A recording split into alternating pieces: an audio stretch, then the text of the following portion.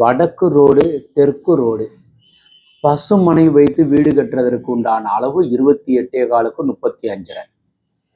தரைதளம் முதல் தளத்திற்கு உண்டான வரைபடம் அமைத்தமையினால் எப்படி இருக்கும் அப்படின்றது ஒரு வீடியோவாக போய் பார்ப்போம். வாங்க வீடியோக்குள்ள போகலாம். தெற்கு ரோடு, வடக்கு ரோடு. ஸோ இப்படி காரை உள்ளே போயிட்டு அங்கிட்டும் வரலாம். ஸோ இதுவும் ரோடு. 28.4க்கு 35.5, 125 குழி, பசுமனை, வயது பொருத்தம் 75 ஆண்டுகள், 11 பொருத்தத்தில் 10 பொருத்தம் உள்ளது. ஸோ 22 அடி கேட்டு, பெரிய வண்டி அங்கிட்டு இருந்து வரலாம், இங்கிட்டு இருந்து வரலாம்.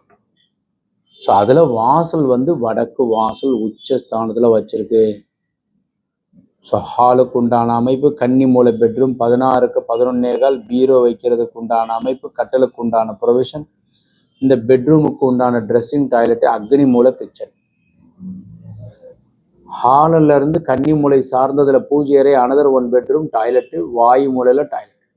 இதில் ஈசான மூலைன்னு சொல்றதுலேயே போர்வெல்லும் மழைநீர் சேர்க்கும் சம்பும், வாயு மூலைங்கிறதுல இந்த டாய்லெட்டுக்கு கீழே வெளியில செப்டி டேங்கும், கன்னி மூலையில் மொட்டை மாடியில் உயரமாக வாட்டர் டேங்க். இப்போ ஃபர்ஸ்ட் ஃப்ளோர் போய் பார்த்தாக்கா தெரியும். படி ஏறி மேலே இப்படியே வந்தோம்னாக்கா அப்படியே ஹாலு, தலைவாசல், ஹாலு, ஓப்பன் டெரஸு. ஸோ இது ஒரு ஓப்பன் டெரஸ். இப்படியே கன்னிமூலை பெட்ரூம், காஸ்மெட்டிக் பவர் இப்படியே இதில் தங்கும். ஸோ பீரோ வைக்கிறதுக்கு உண்டான அமைப்பு. ஸோ இதுக்கு மேலே வாட்டர் டேங்க் வைக்கிறோம். ஸோ இது உங்களுக்கு இது மாதிரி வரைபடம் உங்களுக்கு தேவைப்பட்டுச்சுனாக்கா கீழே இருக்கிற நம்பர் கான்டாக்ட் பண்ணுங்கள். நிறைய வரைபடங்கள் நாங்கள் அமைச்சு கொடுத்துட்ருக்குறோம். அடியேன் இருக்கிறது மதுரையில் இருக்கிற.